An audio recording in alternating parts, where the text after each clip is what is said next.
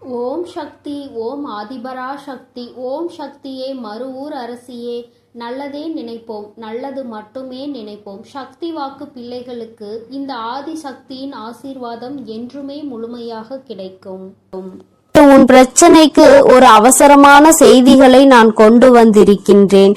என் தங்கமே, உன்னுடைய குலதெய்வத்தின் வாசலில் நின்று கொண்டு உனக்கு ஒருவர் இது போன்ற ஒரு காரியத்தை செய்து கொண்டிருக்கிறார். அவர் என்ன காரியம் செய்கிறார், எதற்காக செய்கிறார் என்பதை உனக்கு தெரிவிப்பதற்காகவும், இதனால் உன்னுடைய வாழ்க்கையில் உனக்கு என்ன நடந்து கொண்டிருக்கிறது என்பதை உனக்கு புரிய வைப்பதற்காகவும் வந்திருக்கின்றேன். என் தங்கமே, பொதுவாகவே இன்று இருக்கின்றவர்கள் எல்லோருமே குலதெய்வத்தினை கண்டு அதிகமாக பயப்படுவதில்லை. நாம் என்ன வேண்டுமானாலும் செய்யலாம், நம் குலதெய்வம் அதை கண்டுகொள்ள மாட்டார்கள். ஏனென்றால் நாம் அவர்களின் பிள்ளை அல்லவா. நாம் செய்கின்ற செயல்கள் எல்லாவற்றையுமே நம்முடைய குலதெய்வத்திடம் நாம் நியாயப்படுத்தி விடலாம் என்று நினைக்கின்றார்கள். அவர்களினுடைய இந்த சிந்தனை தான் இது போன்ற ஒரு காரியத்தை உனக்கு செய்ய தூண்டி இருக்கின்றது. என் தங்கமே, உனக்கு அவர்கள் என்ன செய்ய வேண்டும் என்று நினைத்தார்கள் தெரியுமா? உன்னுடைய வாழ்க்கையில் நீ செய்கின்ற அத்தனை விஷயங்களையும் தடுத்து நிறுத்துவதற்காக அவர்கள் பல முயற்சிகளை செய்து கொண்டிருக்கின்றார்கள். நீ இப்பொழுது செய்து கொண்டிருக்கின்ற வேளையில் நீ எந்த ஒரு முன்னேற்றத்தையும் அடைந்துவிடக் கூடாது என்று நினைக்கின்றார்கள். அது மட்டுமல்ல, நீ என்ன செய்தாலும் அது உனக்கு எந்த விதமான பலனையும் கொடுத்துவிடக் கூடாது என்றும் நினைக்கின்றார்கள். எப்படி அவர்கள் நினைக்கின்ற விஷயங்கள் உன்னுடைய வாழ்க்கையில் எப்படியும் ஈடேறி விட வேண்டும் என்று அவர்கள் துடித்துக் கொண்டிருக்கின்றார்கள். எத்தனையோ முயற்சிகளை செய்தும் அது பலன் கொடுக்காமல் போனதால் தான் கடைசியாக இப்பொழுது உன் குலதெய்வத்தின் முன்னால் வந்து நின்று கொண்டிருக்கின்றார்கள். தம்முடைய குலதெய்வத்திடம் நாம் சொன்னால் அந்த காரியம் நம் வாழ்க்கையில் நிச்சயமாக நடந்துவிடும்.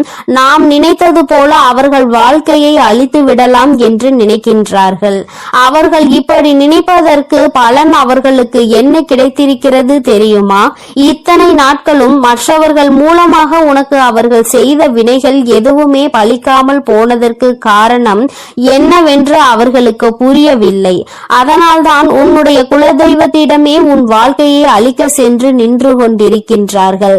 ஆனால் உண்மையான விஷயம் என்னவென்றால், அவர்கள் உனக்கு செய்த காரியத்தை எல்லாவற்றையுமே உன்னை நெருங்க விடாமல் முறியடித்ததே உன்னுடைய குலதெய்வம்தான்.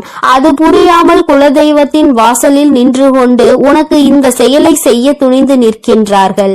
இனி எப்படி இதிலிருந்து அவர்களை மீட்டெடுக்க வேண்டும் என்றுதான் இந்த தாயானவள் ஒரு யோசனையோடு இப்பொழுது உன் முன்னால் வந்து நின்று கொண்டிருக்கின்றேன்.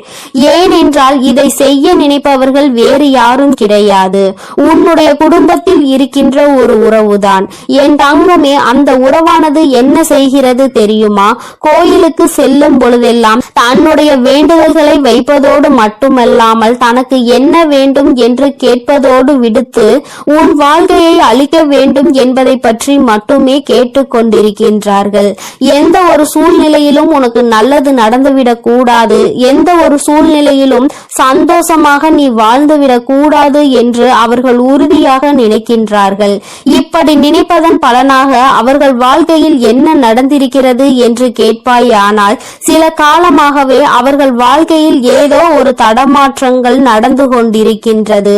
அவர்கள் ஒன்று நினைக்க அவர்கள் வாழ்க்கையில் நடப்பது வேறொன்றாக இருக்கிறது. அவர்களின் வாழ்க்கையில் பிரச்சனைகள் வர வர அவர்கள் தெய்வத்திடம் சென்று என் பிரச்சனைகள் தீர்த்து கொடுங்கள் என்று கேட்கவில்லை. எனக்கு மட்டும் இத்தனை பிரச்சனைகளை கொடுக்கின்றாயே, அவர்களுக்கு ஏதாவது ஒரு பிரச்சனைகளை கொடுக்க கூடாதா என்றுதான் கேட்கின்றார்கள். இப்படி நினைக்கின்ற மனிதர்களை நாம் என்ன செய்ய முடியும்? என் தங்கமே, ஒரு முறை அல்ல, இரண்டு முறை அல்ல, பல முறை அவர்களுக்கு எச்சரிக்கைகள் கொடுக்கப்பட்டது. இது போன்று செய்யக்கூடாது என்று அவர்களுக்கு உணர்த்தப்பட்டது.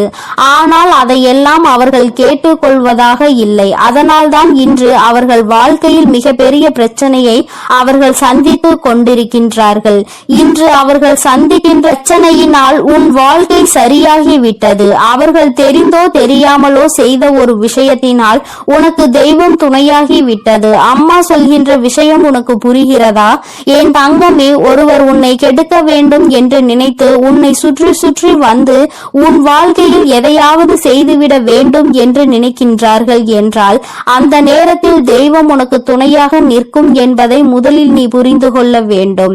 அப்படியானால் இவர்கள் செய்த காரியத்தினால் உன் வாழ்க்கையில் நல்ல விஷயம்தான் நடந்திருக்கிறது. ஒருபோதும் அவர்கள் நினைத்தது உன் வாழ்க்கையில் பலிக்கப் போவது கிடையாது. அவர்கள் என்ன செய்ய வேண்டும் என்று நினைத்தார்களோ அது உன் வாழ்க்கையில் நடக்க போவது நிச்சயமாக கிடையாது. ஆனால் தெய்வம் உனக்கு அதிகப்படியான பாதுகாப்பை எப்பொழுதும் கொடுக்க தொடங்கிவிட்டது. உன்னுடைய இஷ்ட தெய்வமான இந்த வராகியும் சரி, இனிமேல் உன்னுடைய வாழ்க்கையில் உனக்கு கொடுக்க வேண்டும் என்று நினைப்பதை சரியாக கொடுத்து விடுவார்கள். யாரெல்லாம் உன் வாழ்க்கையில் உன்னை அழிக்க நினைத்தார்களோ அவர்கள் எல்லாம் இனிமேல் தானாகவே அழிந்து போவார்கள். வாழ்க்கையில் பல கஷ்டங்களை கொடுத்தவர்கள் இன்று அதே கஷ்டத்தினால் வாழ்க்கையில் பல துன்பங்களை சந்திக்க போகின்றார்கள். என் தங்கமே, அதனால் இன்றிலிருந்து நீ மன நிம்மதியோடு இருக்க வேண்டும். என் தங்கமே, உன்னுடைய வாழ்க்கையை அழிக்க வேண்டும் என உன் வாழ்க்கையில் பல திருப்பங்களை ஏற்படுத்த நினைத்தவர்கள் இப்பொழுது அவர்கள் வாழ்க்கையில் சில ஏமாற்றங்களை சந்தித்து இருக்கின்றார்கள். அவர்கள் நினைத்தது எதுவுமே உன் வாழ்க்கையில் நடக்காமல் தெய்வம் உன் வாழ்க்கையில் பல நல்ல விஷயங்களை அரங்கேற்ற போகின்றது. இனி உன் வாழ்க்கையில் நடக்கும் ஒவ்வொரு செயலும் உன் வாழ்க்கைக்கு ஏற்ற திருப்பத்தை கொடுத்து இந்த தாயானவளினுடைய ஆசீர்வாதங்களால் உனக்கு நல்லது மட்டுமே நடக்க போகின்றது. என் தங்கமே, உனக்கு நல்லதை கொடுக்க வேண்டும் என்று நான் முடிவெடுத்து விட்ட பிறகு இனி எந்த ஒரு செயலும் உன் வாழ்க்கையில் உனக்கு பாதிப்பினை கொடுக்காது.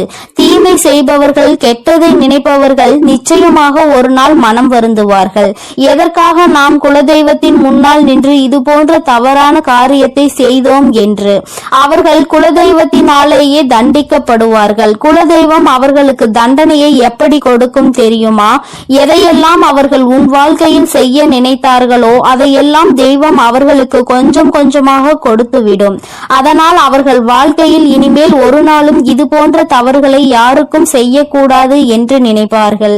என் தங்கமே, இந்த தாயானவள் இன்று சொன்ன விஷயம் ஒன்றே ஒன்றுதான். என் தங்கமே, உன்னுடைய வாழ்க்கையில் ஒருவர் உன்னை அழிக்க உன்னுடைய குலதெய்வத்தை நாடி சென்றிருக்கின்றார். அங்கே உன்னுடைய குலதெய்வம் அவருக்கு கொடுத்த பரிசு உன்னுடைய வாழ்க்கையில் உனக்கு பாதுகாவலாக வந்து நின்று விட்டது. உன் குலதெய்வம் உனக்கு துணையாக நின்று கொண்டிருக்கிறது என்பதை தான் அம்மா உனக்கு சொல்கின்றேன். என் தங்கமே, இந்த தாயானவள் காதார கேட்டதையும் கண்ணால் கண்டதையும் உனக்கு சொல்லிவிட்டேன். இனிமேல் யாரேனும் நமக்கு எதையும் செய்து விடுவார்களோ என்று நினைத்து நீ பயப்படாதே.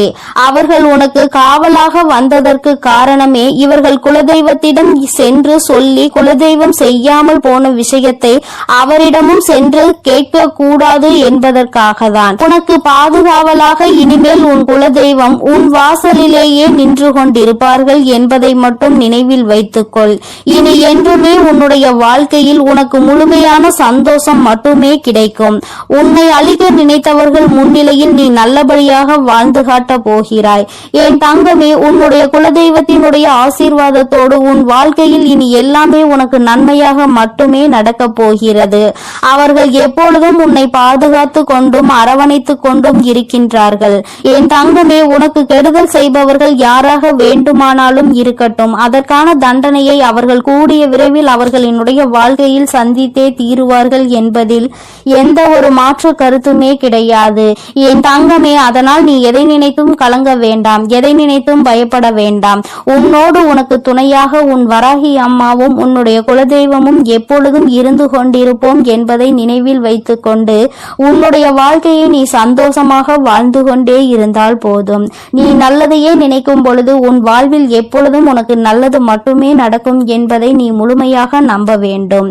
எல்லாம் நன்மைக்கே.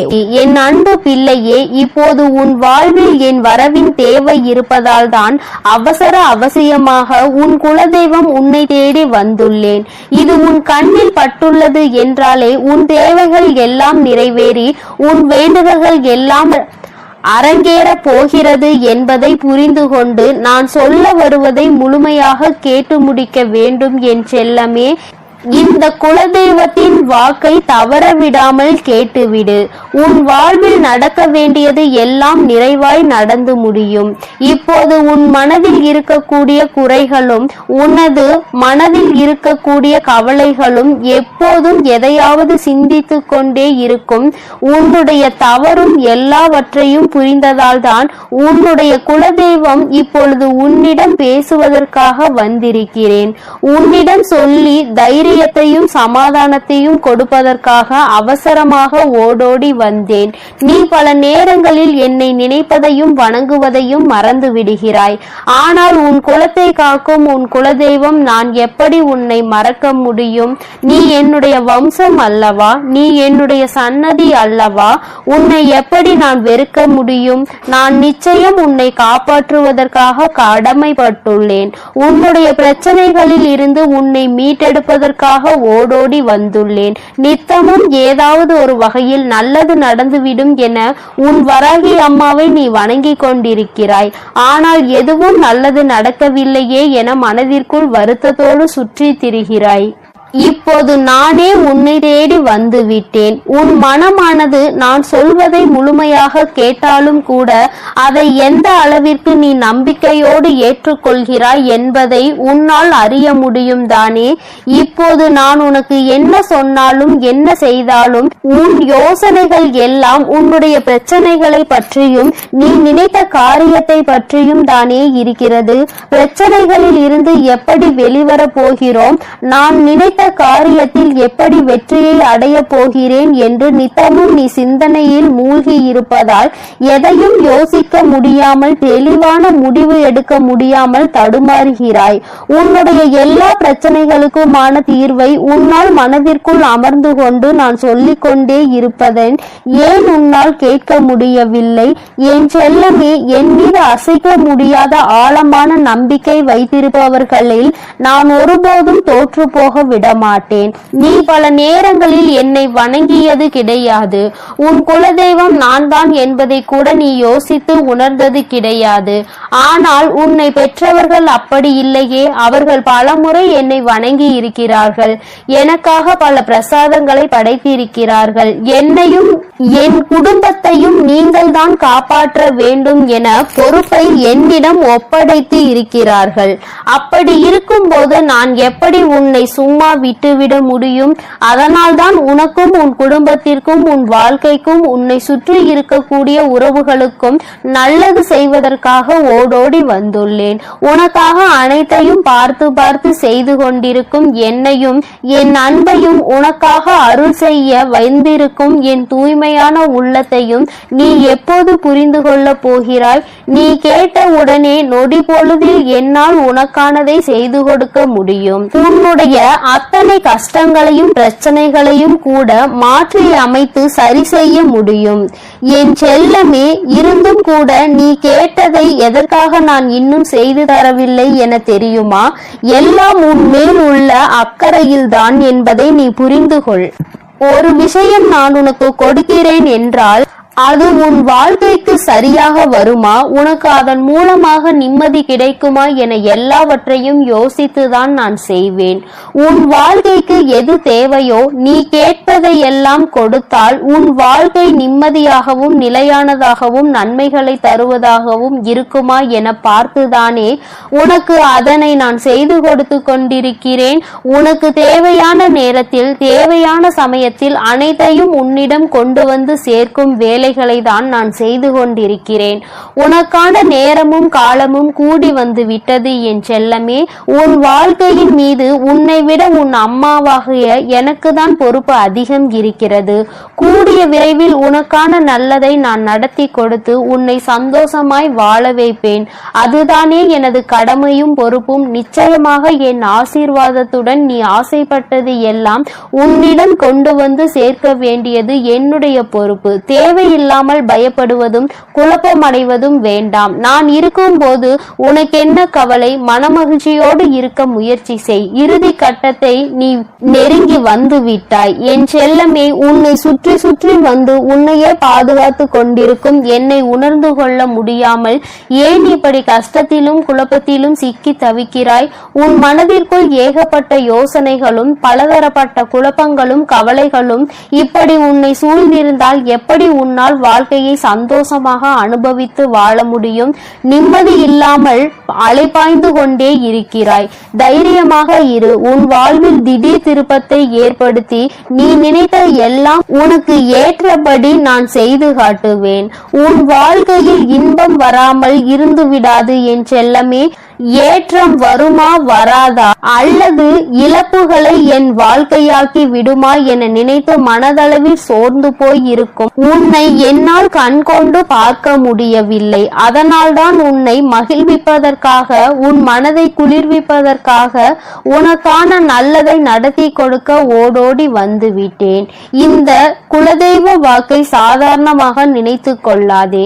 வாழ்க்கையில் திடீர் திருப்பத்தின் மூலமாக சந்தோஷத்தை நான் உனக்கு கொடுக்க போகிறேன். இந்த குலதெய்வம் குடும்பத்திற்கான வாக்கை, தெய்வ தீர்ப்பை நான் சொல்லிவிட்டேன்.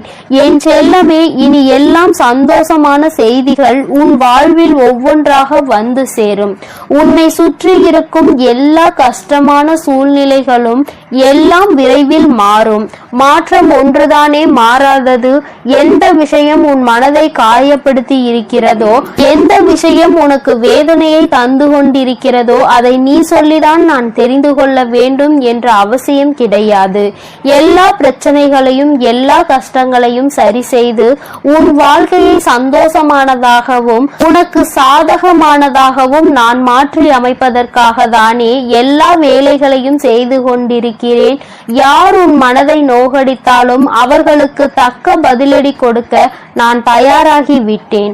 உன் வாழ்க்கையில் நல்ல மாற்றங்களை உண்டாக்கி உன்னை முன்னுக்கு கொண்டு வர வேண்டியதுதான் என்னுடைய வேலை.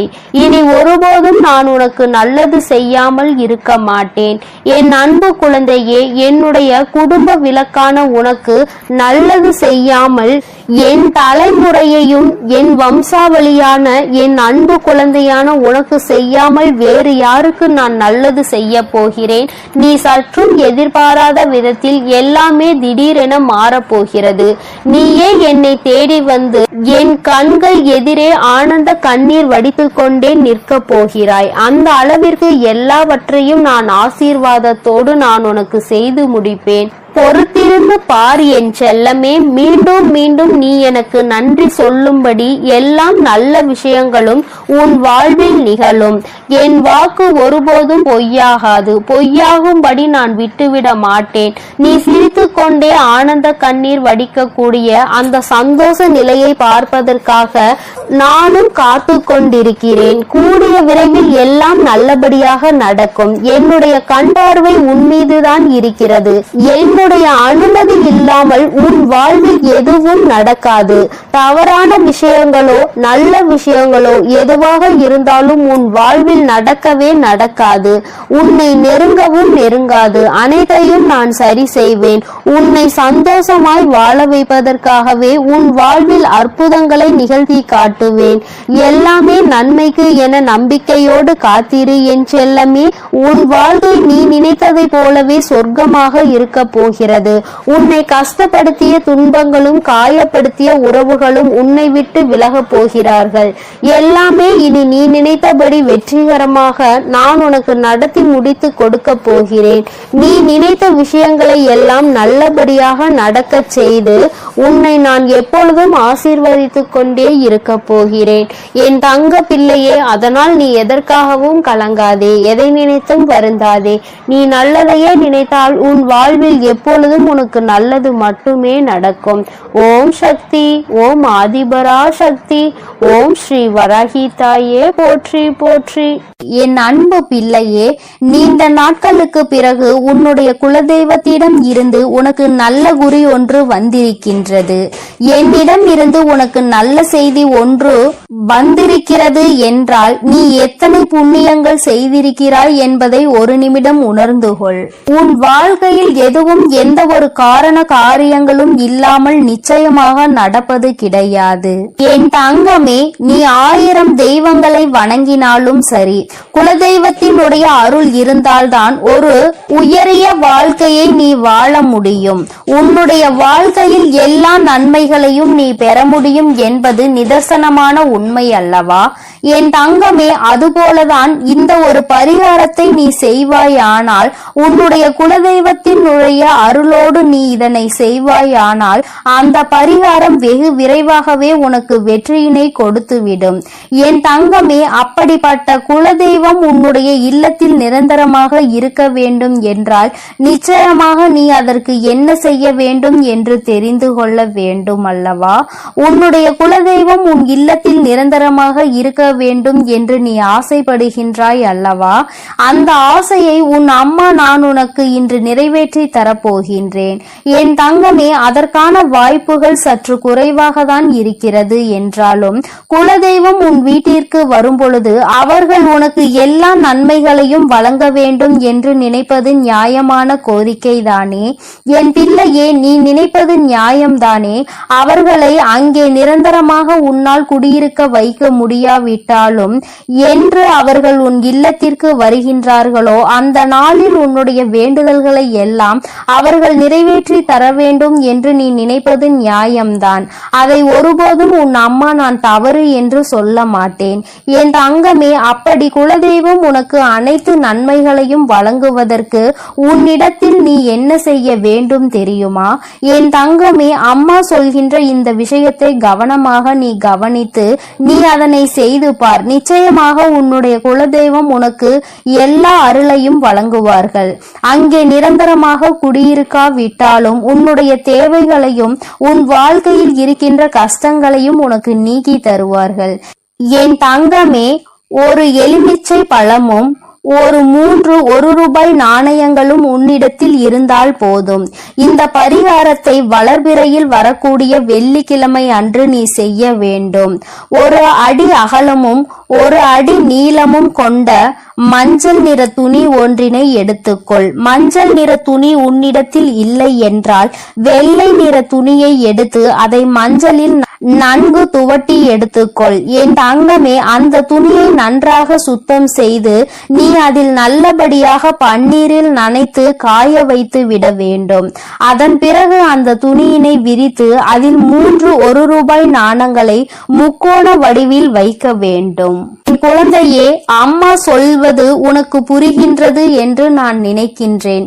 3 நாணயங்களையும் 3 திசையில் நீ வைக்க வேண்டும்.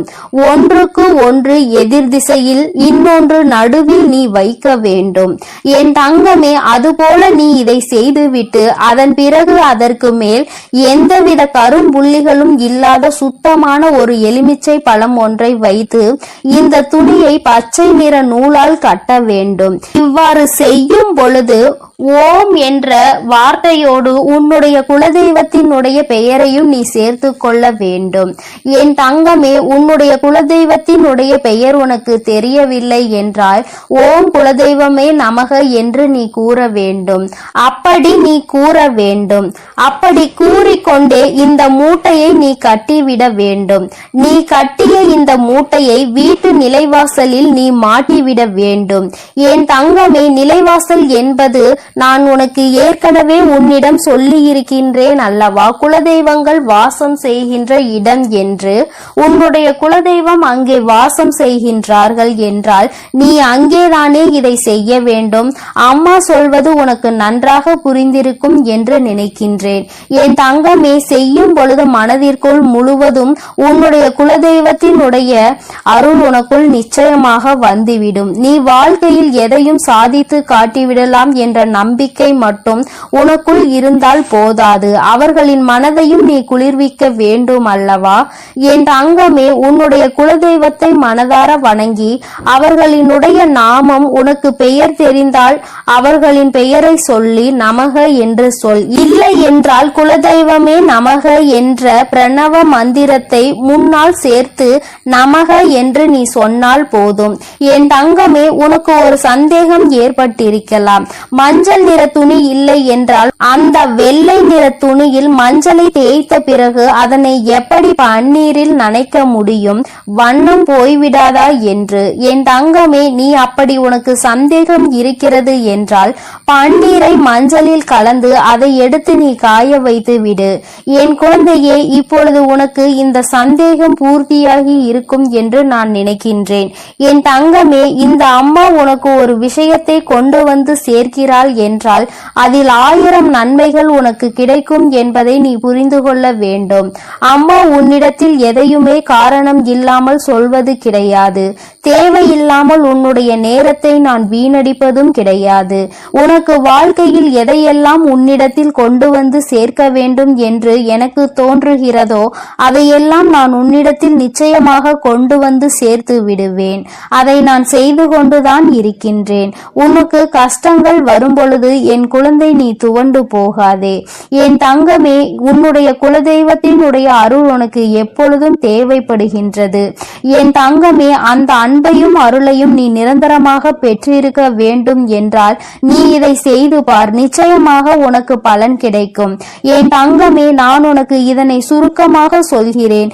இன்னொரு முறை தெளிவாக புரிந்து கொள். என் தங்கமே, மஞ்சள் நிற துணியை எடுத்துக்கொண்டு அதில் 3 1 ரூபாய் நாணயங்களை நீ முக்கோண வடிவில் வைத்துவிட்டு அதனுள் ஒரு நல்லதொரு எலுமிச்சை பழம் வைத்து அதனை நீ கட்டிவிட வேண்டும். நீ கட்டிய அந்த மூட்டையை உன்னுடைய நிலைவாசலில் நீ கட்டிவிட வேண்டும். என் தங்கமே, அதை நீ உள்புறமாக கட்டிவிடு.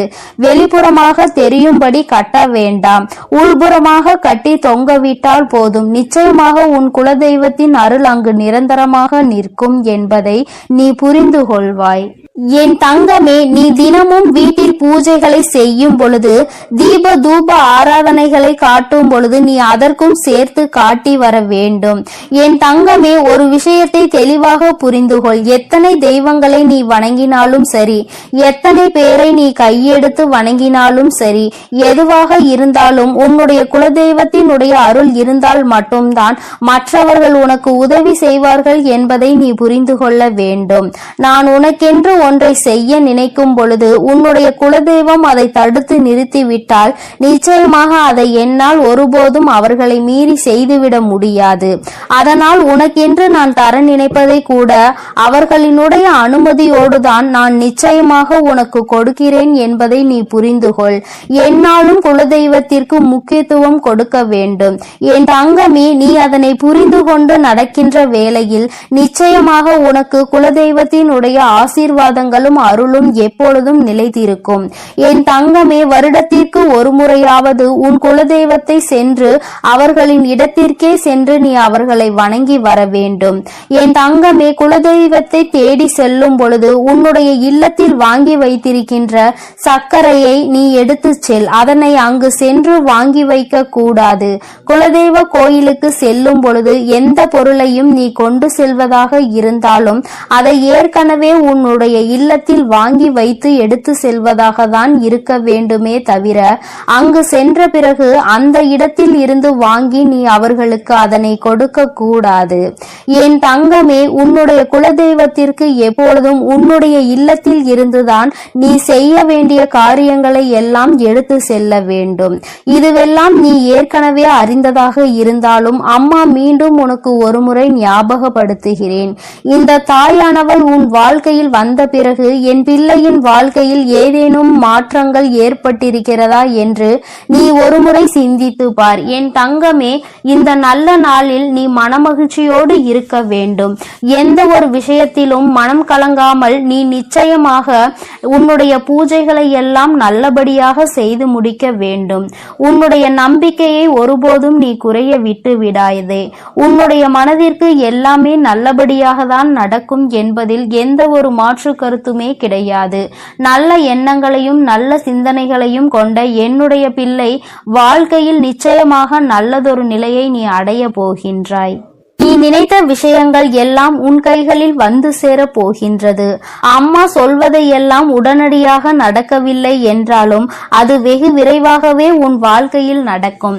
உன்னுடைய நம்பிக்கையை எந்த அளவிற்கு நீ உயர்த்தி கொள்கின்றாயோ அந்த அளவிற்கு அனைத்தும் உன்னை வந்து விரைவாக சேரும் என்பதை நீ மறந்து விடாதே.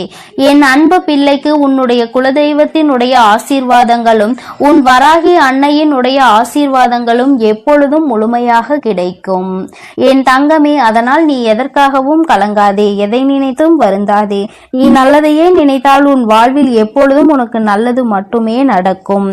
ஓம் சக்தி, ஓம் ஆதிபரா சக்தி, ஓம் சக்தி, ஓம் ஆதிபரா. என் அன்பு குழந்தைக்கு இந்த ஆதிபரா சக்தியின் அன்பும் ஆசீர்வாதமும் முழுவதுமாக கிடைக்கும். ஓம் சக்தி, ஓம் ஆதிபரா சக்தி.